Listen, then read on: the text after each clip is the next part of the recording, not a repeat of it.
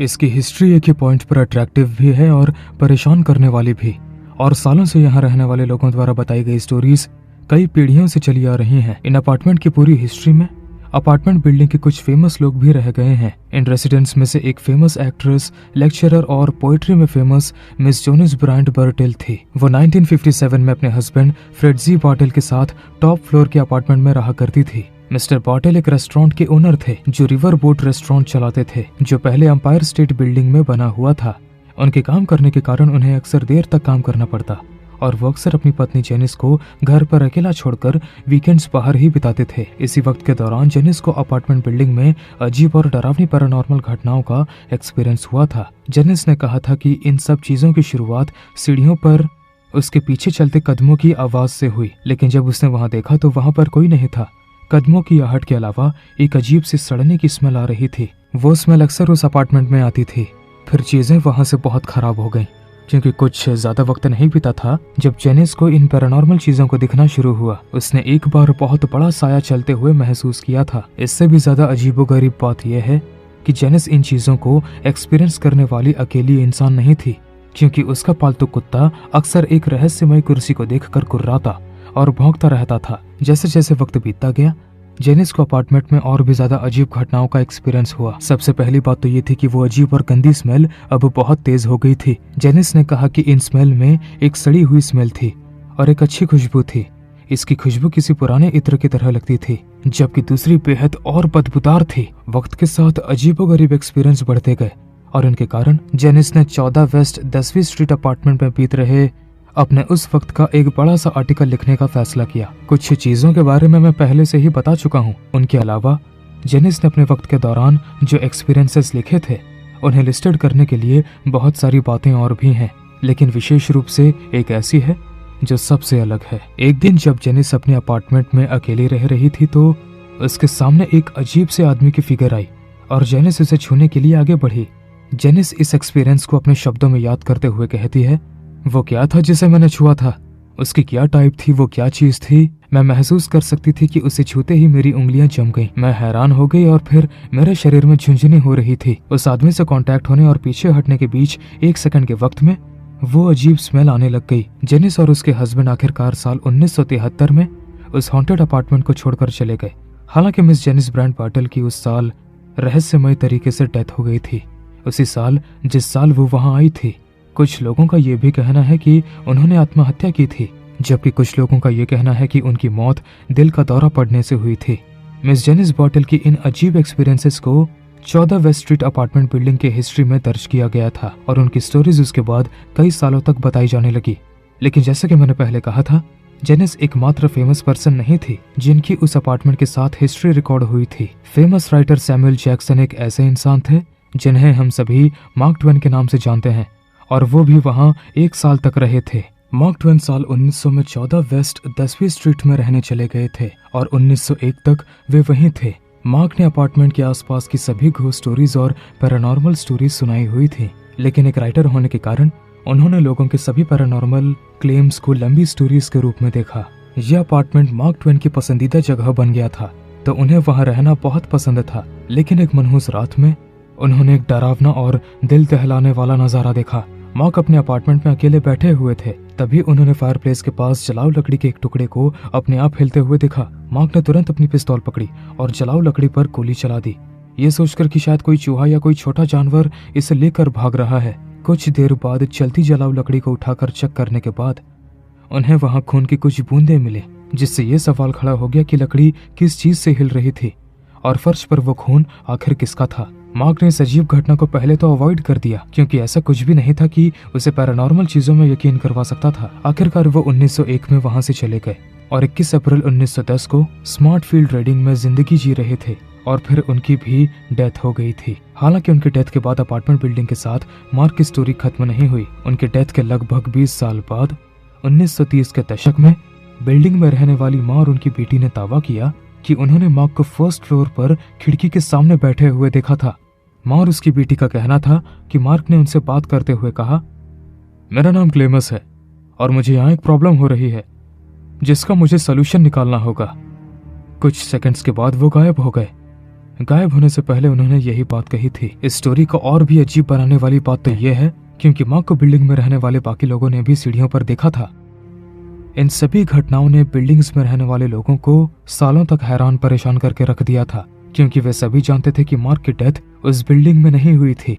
इसलिए उन्होंने खुद से पूछा कि उसकी आत्मा अक्सर वहां क्यों देखी जाती है। ऐसे बहुत से सवाल थे जिनका कोई जवाब नहीं था, और ये सवाल 14 waste 10th street apartment building में घूमते रहे। जैसे जैसे साल बीतते गए, अपार्टमेंट बिल्डिंग के बारे में और भी अजीब अफवाहें फैलने लग गई थी। बिल्डिंग में 44 से ज्यादा मर्डर्स के रिकॉर्ड थे और पैरानॉर्मल इन्वेस्टिगेटर्स ने 22 से ज्यादा घोस्ट्स को बिल्डिंग के हॉल में घूमते हुए देखने का दावा किया था, जिनमें से सबसे ज्यादा बार सफेद कपड़े पहने एक महिला और एक जवान लड़की की आत्मा देखी गई थी। साथ ही एक भूरी बिल्ली भी थी। अपार्टमेंट से आ रही स्टोरीज बढ़ती ही जा रही थी और इमेजिनेशन से सच्चाई बता पाना काफी मुश्किल था। लेकिन 1 नवंबर 1987 को बिल्डिंग के 2nd फ्लोर पर एक अपार्टमेंट से असलियत में परेशान करने वाली स्टोरी सामने आई। और ये कोई घोस्ट स्टोरी या पैरानॉर्मल घटना नहीं थी।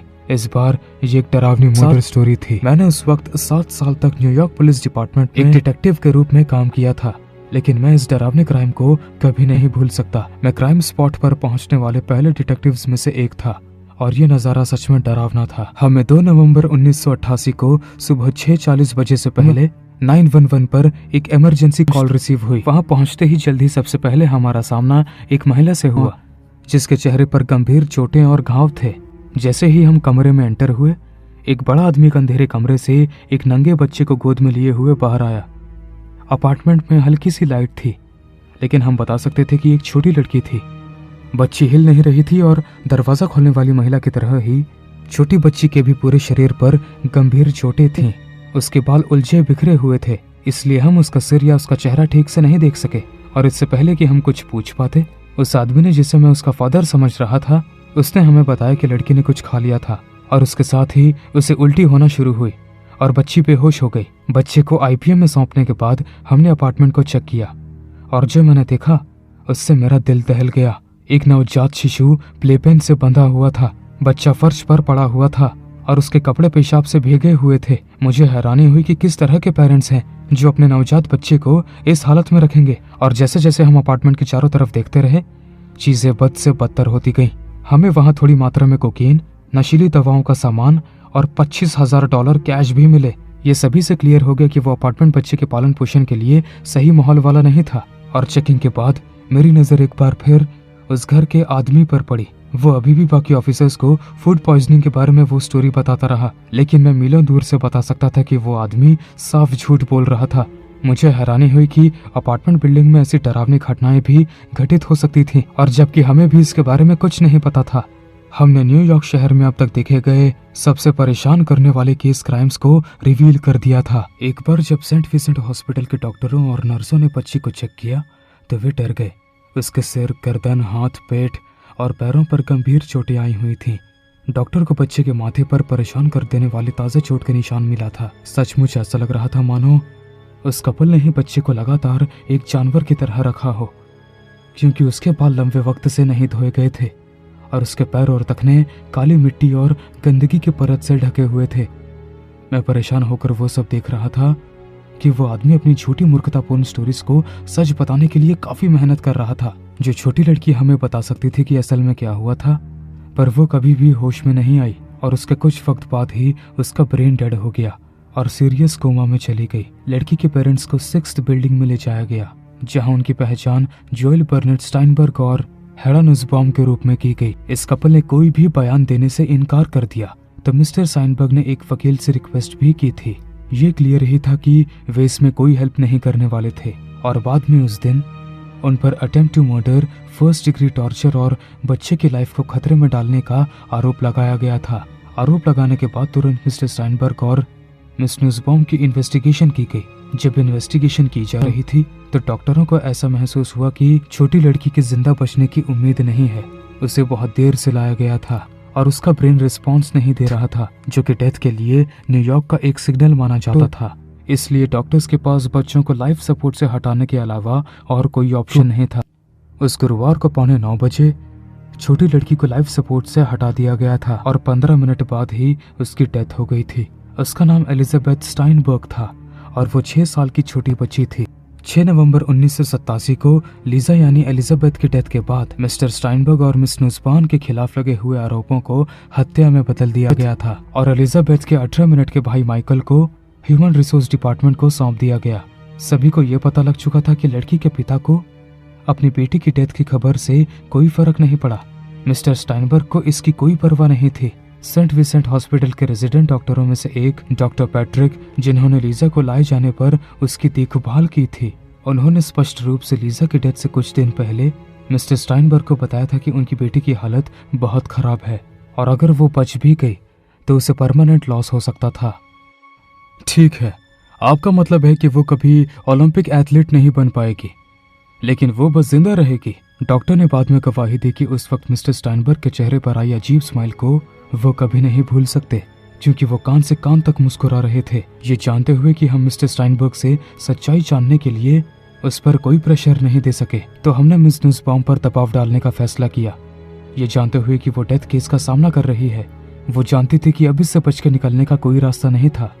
मिस्टर स्टाइनबर्ग की हर हरकत पहले से ही हर चीजों का दोष और नुसबाउम को झुकने में ज्यादा वक्त नहीं लगा। मिस नुसबाउम ने कहा कि वो अपनी सजा को कम करने के बदले में हमें सब कुछ बताएगी और एक बार डील हो जाने के बाद उन्होंने हमें सारी डरावनी चीज बताई।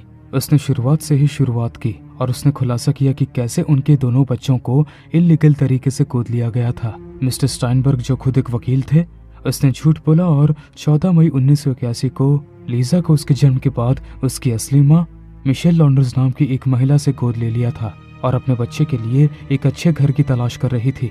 तो स्टाइनबर्ग ने उसे बताया कि लीजा को मैनहट्टन के अपर ईस्ट साइड के फेमस वकील ने गोद ले लिया था, लेकिन असल में कोई फेमस वकील नहीं था और मिस्टर स्टाइनबर्ग इल्लीगल तरीके से लीजा को घर में ले आए और उसे एक अपमानजनक तरीके से उसे गंदे घर में पाला। माइकल को भी इसी तरह गोद लिए जाने के बाद उसको मिस्टर स्टाइनबर्ग से क्रूर और गंदे व्यवहार का बार बार सामना करना पड़ा।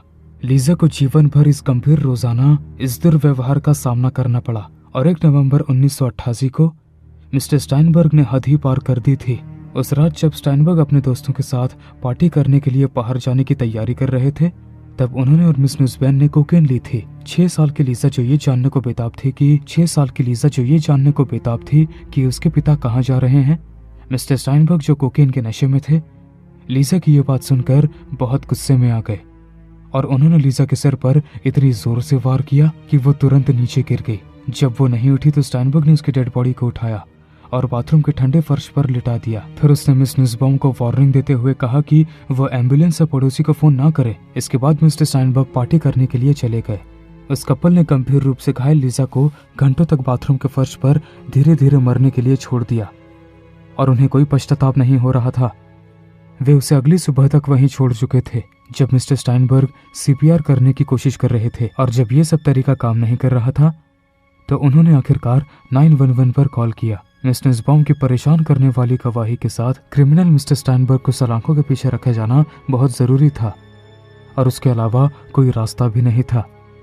टेलीविजन पर यह केस 25 अक्टूबर 1988 को शुरू हुआ। मिस्टर स्टाइनबर्ग, जिन्होंने अभी भी अपनी बेगुनाही का दावा किया था, लेकिन 30 जनवरी 1989 को उन्हें फर्स्ट डिग्री मर्डर का दोषी पाया गया और उन्हें 8 से 25 साल तक की जेल की सजा सुनाई गई। लीजा स्टाइनबर्ग के केस ने पूरे न्यूयॉर्क शहर को अंदर तक झकझोर कर रख दिया और इसका असर आने वाले कई सालों में महसूस किया गया। पहले के कई बाकी मामलों की तरह ये मामला भी डरावनी स्टोरीज में से एक बन गया, जो 14 वेस्ट 10th स्ट्रीट पर अपार्टमेंट बिल्डिंग के आसपास की डीप और डार्क हिस्ट्री का हिस्सा बन गया था। लीजा स्टाइनबर्ग मामले के बाद के आए रिजल्ट्स के दौरान अपार्टमेंट बिल्डिंग को न्यूयॉर्क के सभी लोगों के लिए डेथ का अपार्टमेंट के रूप में जाना जाने लगा। कुछ लोगों का मानना है कि अपार्टमेंट का लीजा के डेथ से कुछ तो लेना देना है। वे सोच रहे थे कि क्या बेचैन आत्माओं में से किसी एक ने जोएल स्टाइनबर्ग को उन डरावने टॉर्चर्स को अंजाम देने के लिए उकसाया था। हालांकि मैं उन फालतू की बातों पर बिल्कुल भी यकीन नहीं करता, क्योंकि मैं जानता हूँ कि मिस्टर जोएल स्टाइनबर्ग सच में एक दुष्ट और घटिया इंसान थे। मुझे उस अपार्टमेंट बिल्डिंग के बारे में सभी परेशान करने वाली स्टोरीज के पीछे कुछ सच्चाई दिखाई देने लगी। वहां पर इतनी ज्यादा डेथ्स हुई थी कि इसे एक कोइंसिडेंस नहीं माना जा सकता, क्योंकि मेरा मानना है कि सच में वहां होने वाली पैरानॉर्मल घटना के लिए एक बेस है। लेकिन जो लोग इसे सुन और देख रहे हैं, मैं आपको इस जगह से दूर रहने की वार्निंग दे रहा हूँ और मुझे उम्मीद है कि शापित अपार्टमेंट बिल्डिंग किसी भी दिन आपकी या आपके अपनों की जान नहीं लेगा। जब मैं छोटी लड़की थी तो मुझे रात में अपने कमरे में अकेले सोने से डर लगता था। नहीं, मैं अपने क्लोजेट में या अपने बेड के नीचे छुपे राक्षस से नहीं डरती थी, क्योंकि वहां तो कोई होता भी नहीं था। पिताजी और मैंने कई बार वहां चेक भी किया था, और ना ही मैं अंधेरे से डरती थी। मुझे असल में अंधेरा काफी शांतिपूर्ण लगता था, और अब भी लगता है। लेकिन जिस चीज ने मुझे सबसे ज्यादा डरा दिया वो थे वो लोग जो रात में हमारे अपार्टमेंट में आए, और वो लड़का भी। वीडियो देखने वाले सभी लोगों को हाय, मेरा नाम सुमन है और मैं न्यू हैम्पशायर में रहने वाली 65 साल की औरत हूँ। मेरा जन्म 60 के दशक में हुआ था और मेरा परिवार बहुत अमीर नहीं था। मेरे पिता एक खेत में काम करते थे और मेरी माँ एक हाउस वाइफ थी जो कभी कभी मेरे पिता के साथ उसी खेत में काम भी करने जाती थी। बड़े होने पर हमारे पास लग्जरी आइटम्स नहीं थी। पिताजी ने मिनिमम वेजेस की अरेंजमेंट्स की थी, लेकिन हमारे पास जो कुछ था हम उससे खुश नहीं थे, क्योंकि पिताजी खेतों में काम करते थे। हम एक छोटे से अपार्टमेंट बिल्डिंग में रहते थे जिसे खेत के ओनर ने अपने सभी मजदूरों और उनके परिवारों के लिए रहने के लिए बनाया हुआ था। यह अपार्टमेंट कॉम्प्लेक्स 5 मंजिल की बिल्डिंग थी, जिसमें हर एक मंजिल पर 2-3 बेडरूम वाले अपार्टमेंट थे। हम दूसरी मंजिल पर रहते थे और ज्यादातर वक्त माँ मेरे साथ ही घर पर रहती थी। वो काम करने में बिजी होती थी और मैं या तो स्कूल में होती थी या खेल रही होती थी। लेकिन कभी कभी जब मैं एक कमरे में अकेली खेल रही होती थी तो एक लड़का मेरे साथ खेलने की इच्छा से हमारे घर में आ जाता था। वो मेरी उम्र का ही था और अजीब सा दिखता था और हमेशा उदास रहता था। मेरा उसके साथ खेलने का कभी मन नहीं करता था, इसलिए मैंने उसके साथ अपने खिलौने शेयर करने से मना कर दिया था। जब भी मैं ऐसा करती थी वो बस दरवाजे के पास या मेरे कमरे के कोने में खड़ा होकर मुझे आंसू भरी आंखों से देखता रहता था। वो हमेशा बहुत उदास सा रहता था, लेकिन मेरे अंदर की भावना ने मुझसे कहा कि मैं उसे कभी भी अपनी चीजों के साथ खेलने ना दूं। मैं अक्सर अपने पेरेंट्स को उसके बारे में बताती थी, लेकिन उन्हें लगता था कि ये किसी बच्चे की इमेजिनेशन है। उन्हें लगता था कि वो मेरा इमेजिनरी फ्रेंड है और इससे ज्यादा कुछ नहीं था। लेकिन वही लड़का हर रात हमारे घर में घुसने वाले लोगों के साथ आता था और मैं उन लोगों से बहुत डरती थी। हमारा अपार्टमेंट बिल्डिंग वाली प्रॉपर्टी नॉर्थ बॉर्डर पर था और उसके ठीक बगल से एक कीचड़ भरी सड़क गुजरती थी। हर रात आधी रात के आसपास जब सब लोग सो रहे होते थे, एक कार मेरी खिड़की के ठीक नीचे सड़क पर आकर रुक जाती थी। आधे दर्जन आदमी उस कार से उतरते थे और सीधे हमारे अपार्टमेंट में आते थे। वे काले सूट, काले जूते, काली टोपी पहने हुए रहते थे। अंधेरे के कारण मैं असल में उनके चेहरे को कभी नहीं देख पाई, लेकिन वे किसी तरह बिना दरवाजा तोड़े हमारे घर में आ जाते थे और घर में इधर उधर तलाशी करते थे। उन्होंने असल में मुझे या मेरे परिवार के लोगों को कभी कोई नुकसान नहीं पहुंचाया और ना ही उन्होंने हमारे घर से किसी चीज को नष्ट किया या नुकसान पहुंचाया। वे बस कुछ ना कुछ ढूंढते रहते थे। थोड़ी देर बाद जब उनकी तलाशी पूरी हो जाती थी तो वे चले जाते थे, लेकिन वे हर रात आते जरूर थे। मुझे हमेशा हैरानी होती थी कि उनके आने पर मेरे मॉम और डैड कभी नहीं जागे, जबकि वो आदमी हमारे घर के चारों तरफ हमारी चीजों को खंगोल रहे थे। और जब वे लोग वहां थे तो मैं अपने कंबल के नीचे छुप जाती थी और अपनी आंखें बंद कर लेती थी और सोने का नाटक करती थी ताकि वो मुझे नोटिस ना कर सकें। सौभाग्य से उन्होंने कभी ऐसा नहीं किया। कई बार वो लड़का भी उनके साथ ही होता था। एक शाम मैंने अपने पेरेंट्स को उन लोगों के बारे में बताने का फैसला किया और वे बस एक दूसरे को कंफ्यूज होकर देखते रहे। उन्हें शायद बिल्कुल भी समझ नहीं आ रहा था कि मुझसे क्या कहें, लेकिन उन्होंने इस बात पर जरूर ध्यान दिया था कि मैं हमेशा रात को अपने बेड पर सोने में बहुत नखरा करती थी और जब मैं घर में अकेली खेलती थी तो मैं किसी से बात करती होती थी। मुझे ये भी याद है कि एक दिन आखिरकार मेरे पिताजी के खेत की ओनर से बात हुई और उसने पिताजी को कुछ बताया भी। उस शाम जब पिताजी घर पर लौटे तो उन्होंने मेरी माँ को सब कुछ बताया और वो काफी घबरा गई थी। एक हफ्ते बाद हमने अपना सामान पैक कर लिया था। पिताजी ने खेत में काम करने वाली की जॉब भी छोड़ दी थी और हम अपने अंकल के साथ रहने के लिए न्यूयॉर्क चले गए। मुझे हमारे इस स्टेप का कारण नहीं पता था। जब भी मैंने पूछा, मुझे बताया गया कि मेरे अंकल को हमारी हेल्प की जरूरत है, लेकिन मुझे पता था कि यह सच नहीं था क्योंकि वो न्यूयॉर्क में अच्छी तरह से बसे हुए थे। जब मैंने अपने पेरेंट्स को उन लोगों के बारे में बताया तो मुझे यह एहसास हुआ कि इससे मेरे माता पिता और खेत के ओनर से हुई बातचीत से कुछ लेना देना है। फिर भी जैसे जैसे वक्त बीतता गया मैं बड़ी होती गई और न्यूयॉर्क में अपने पैर जमाए। 5 साल पहले मुझे एक लीगल नोटिस मिला था जिसमें न्यू हैम्पशायर में मेरी एक प्रॉपर्टी के बारे में बताया गया था। ये तब की बात है जब मैं 60 के दशक की शुरुआत में थी और मेरे पेरेंट्स की डेथ हो चुकी थी। मैं अच्छे से जानती थी कि वहाँ हमारा कुछ भी नहीं है, हम किराए के मकान में रह रहे थे। लेकिन फिर भी मैंने नोटिस खोला और मुझे ये देखकर हैरानी हुई कि जिस अपार्टमेंट में मैंने अपना बचपन का इतना वक्त बिताया था, वो अपार्टमेंट जिसे हमने 1 हफ्ते से भी कम वक्त में अचानक छोड़ दिया था, अब कानूनी तौर पर वो मेरी प्रॉपर्टी बन गई थी। जाहिर है ओनर की हाल ही में डेथ हो गई थी और उसके बच्चों के बीच खेत के ओनरशिप को लेकर कुछ झगड़े चल रहे थे। किसी तरह कोर्ट ने अपार्टमेंट बिल्डिंग को उसके पिछले किराएदार को देने का फैसला सुनाया था और बाकी हिस्सा खेत ओनर के बच्चों के बीच बांट दिया गया था। किसी चमत्कार से मेरे पेरेंट्स अभी भी हमारे अपार्टमेंट के किराएदारों में लिस्टेड थे और चूंकि वे मर चुके थे और मैं उनकी इकलौती औलाद थी, अब ये अपार्टमेंट मेरा था। हालांकि मुझे वापस जाकर अपने घर में रहने में कोई इंटरेस्ट नहीं था क्योंकि न्यूयॉर्क में मेरी लाइफ बहुत अच्छी चल रही थी।